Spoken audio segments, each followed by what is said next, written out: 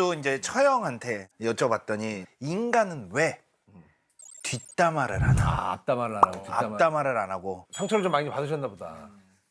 최근에. 글쎄요. 이거는 또 제가 조심스러운 부분이라. 아니 근데 뒷담화 안 당하는 사람이 어디 있어요? 아, 그럼요. 네, 호사가들 다 뒤에서 이렇게 떠들고. 네. 사실 저랑 같이 연구실에 있었던 지금 다트머스 대학의 교수로 있는 룩챙이라는 그 교수가 있는데, 룩챙 교수. 네, 룩챙이 이 뒷담화 가십에 대한 연구를 해서 가십에. 가십. 네, 아. 2021년에 논문을 낸 거를 제가 이제 보니까 긍정적인 기능이 3가지가 있다. 이러면서 첫 번째, 사회적 학습. 그러니까 다른 사람이 뒷담화를 하는 걸 보면서요. 이 사람들이 이 사건에 대해서 이렇게 생각하는구나 하면서 제가 어떻게 행동해야지 하고서 이렇게 배우는 거죠. 그러니까 뭔가 그 간접적인 경험을 하는 거죠. 그렇죠, 그렇죠. 네. 두 번째는 뒷담화를 하면 마음을 연대요. 같이 얘기한 사람 서로 같이 씹으면. 얘기를 하게 된다. 서로 씹으면. 그러니까 말하면 안 되는 약간 비밀스러운 거를 얘기하면서 자기 마음을 오픈한다는 거죠. 그러면서 이제 그 그룹에 대한 어떤 결속력? 집단 결속력이 강해지면서 그 연구에서는 다음 어떤 과제 같은 걸 줬더니 협력이 올라갔다는 거죠. 그 뒷담화를 했던 팀이 더 협력해서 더 좋은 결과를. 시각시가 되니까. 본능적인 것 같아요. 네. 본능 살기 위한 어떤 생존의 네, 근데 왜 뒷담화가 이렇게 흔할까? 앞담화를 했던 선조들은 맞아 죽었다. 제가 해봤어요. 앞담화를 해봤더니 앞담화 누구? 걔도? 걔도?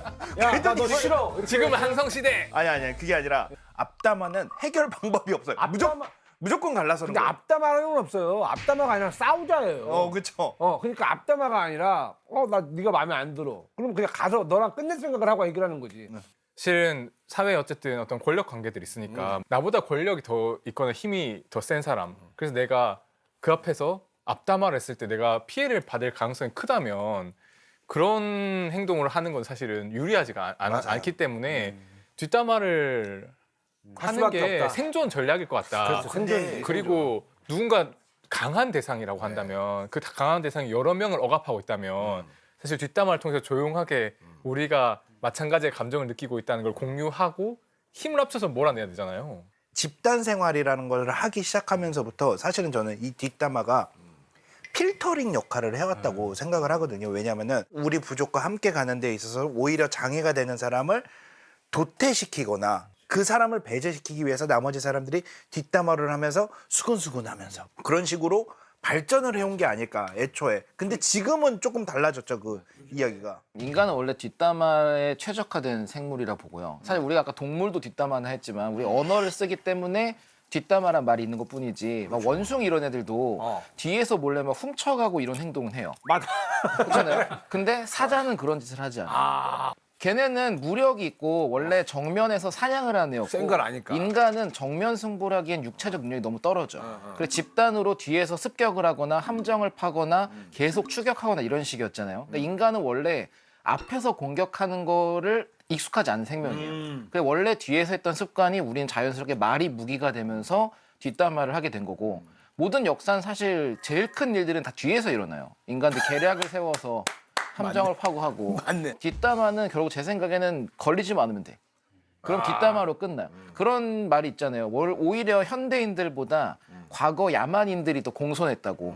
함부로 하면 머리가 쪼개졌지만 현대인은 내가 무슨 짓을 해도 죽지는 않는다는 걸 알기 때문에 오히려 더 그 거만하고 무례하고 이렇게 됐다. 그래서 허위 사실 이런 것도 우리가 말이 무기다 보니까 이게 제일 편한 거죠. 창작을 해서 뭔가를 만들 수 있는 능력이 생겼는데 그게 언어라면 누구든 할 수 있으니까. 그럼 어디까지 뒷담화로 칠까요? 예를 들어서 뭐 요즘에 뒷담화만 하면 다행인데 말씀드린 것처럼 없는 얘기를 이제 지어가지고 막 부풀려서 그러니까 제가 예전에 저기 뭐야 거기 저 부장님이랑 얼마 전에 부장님 차 타고 막 이런 막 없는 얘기 같은 거 있잖아. 그런 거를 막 진짜 같이 더 만들어 버리잖아요. 제가 옛날 이야기들 되게 좋아해요. 옛 이야기. 그러니까 우화 같은 거 있잖아요.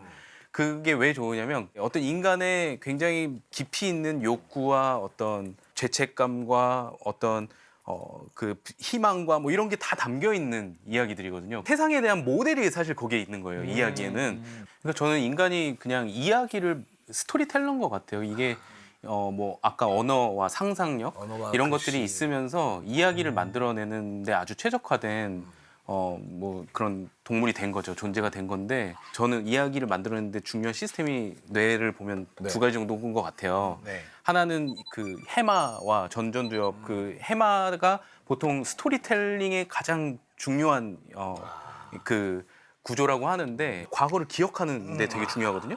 과거에 있었던 일들, 시간, 뭐 장소, 뭐 상황 이런 것들을 그림같이 이렇게 저장을 하는데 그걸 또 꺼내가지고 연결하면서 이야기를 만드는 내러티브. 그래서 내러티브를 만드는 그런 구조가 해마와 전두엽의 그 구조고요.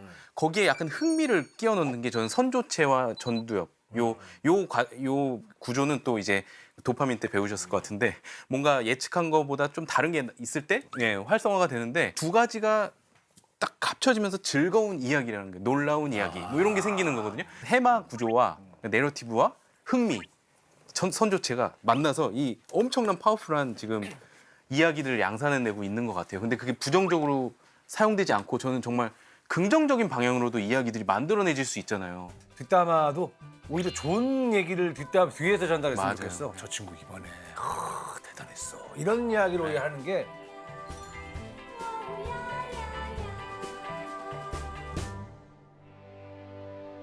EBS 김광호 편성 센터장님께서 센터장님이요? 예.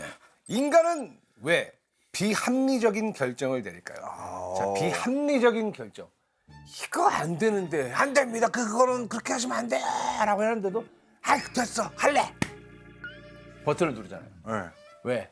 왜 그럴까? 바보라서 그런 거 아닐까요? 되게 주관적. 근데 사실 그런 거 있잖아요. 바보가 진짜 멋있는 거 같아요 보면은.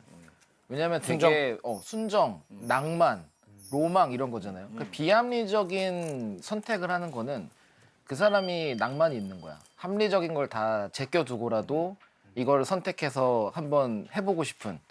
그래서 저는 비합리적인 선택을 하는 사람들을 되게 존중해요. 근데 제가 말한 거 예를 들어서 뭐 비행기를 만들어 하늘을 날겠다.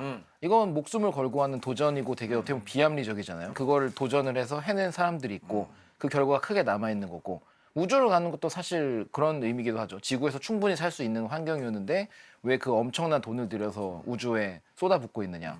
다 비합리적인 건 저는 낭만이 있다고 보고 낭만. 예, 그게 그 자체로도 가치가 있다 생각해요. 인간의 합리성에 대해서 단어가 있어요. 제한된 합리성. 제한된 합리성? 네. 그건 뭐죠? 그러니까 미미에서 걸어놔요? 바운디드. 그러니까 인간은 완벽하게 합리적인 게 우리의 목표가 아니에요. 합리적인 결정을 내리는 게. 그러니까 AI 같은 경우는 완전히 합리적인 결정 떨어지게 나오죠. 끝까지 가보고 막 가장 합리적인 결정을 하는 게 목표일 수 있겠지만 예, 예. 인간은 전 뭐 이대환 교수님께서 가장 잘 아실 거라고 생각하는데 진화를 통해서 사실 저희가 합리적인 게 목표가 아니고요. 생존이 목표였던 거죠. 근데 생존은 아까도 말씀드렸듯이 이제 이 환경이 계속 변하잖아요. 그렇죠. 너무 다양한 환경에 적응을 해야 되고 그렇다 보면은 어떤 상황에 대해서 완전히 최적화된 결론을 내리고 그거를 맞춰서 행동을 하다 보면 이게 다른 상황에 가면 또 안 되는 거죠. 그러니까 인간에게는 어떻게 보면 그냥 적당히 좋은 결정 이런 게 굉장히 중요한 어떤 기술이 된 거죠. 그 예전에 노벨상을 받은 데니얼 카네만 같은 분이 사실 이걸로 이제 노벨상을 받으신 건데 의사결정에서 왜 인간이 자꾸 오류를 저지르고 그렇죠. 네, 그런 거에 대한 이제 연구를 하셨는데 그거에 대한 결론이 이제 그 휴리스틱이라고 하는 단어를 쓰거든요. 예. 저희가 휴리스틱. 전부 모든 상황을 다 고려해서 오랜 시간 고민해서 하기보다는 이 한정된 인지적 자원과 이런 것 때문에 그냥 일단 가장 쇼컷을 하는 거죠. 그러니까 맞아요. 지름길로 가는 거예요. 그 데니얼 카네만이 되게 강조한 게 뭐냐면 저희가 이 인지적 오류를 그거를 그냥 받아들이는 게 아니라 그걸 극복해야죠. 그런 극복의 이제 목표로 통계적 사고 방식을 말씀하셨어요. 통계적 사고 네. 방식. 모든 게 확률적인 거죠. 그런 게 이제 사실 도박사의 오류라고 잘 알려진 오류거든요. 인지적인 오류.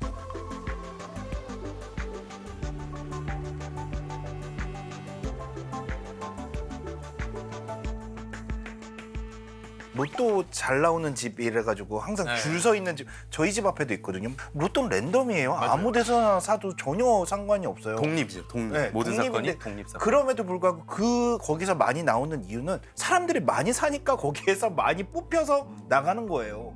이게 비합리적인 사고죠. 어떻게 네. 보면은.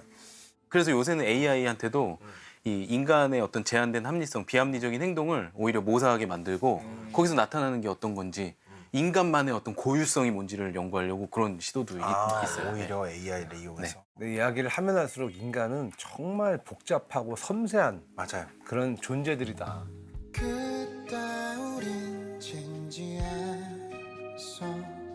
커다란 풍선 타고 우주로 가고 싶었지만 쓸데없는 생각하지 말라는 어른들의 큰 소리 들을 생각은 없었지만 그대여 날 깨워주고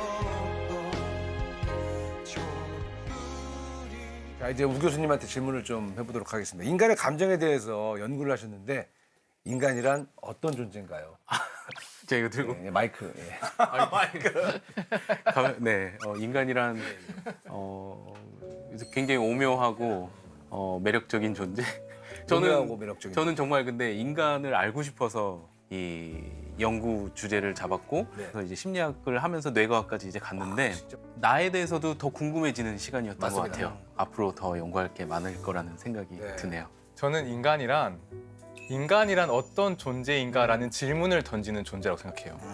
그런 이런 고민을 하는 존재가 이 우주에 출현했다는 것 자체가 저는 제가 생각하기에 과학자로서 가장 심오하고 흥미로운 질문. 맞아요. 우리는 왜 우리 존재가 어떤 존재인지를 고민하고 또 과학이라고 하는 것이 결국은 거기서 시작된 거라고도 볼 수 있으니까. 아니 그나저나 기차가 지금 점검 중이라 네. 예 잠깐 저희가 이제 기차에서 만나뵙지 못했는데 우리 우 교수님은 저희가 특별히 프리패스권을 드릴게요. 그래서 언제든지 수다가 떨고 싶다 네. 하시면 그냥 타시면 됩니다. 네. 말씀하시고 네, 대포권 지인입니다라고 타시면 됩니다. 아시겠죠? 진짜 예, 예, 그렇게 오시면 됩니다. 네.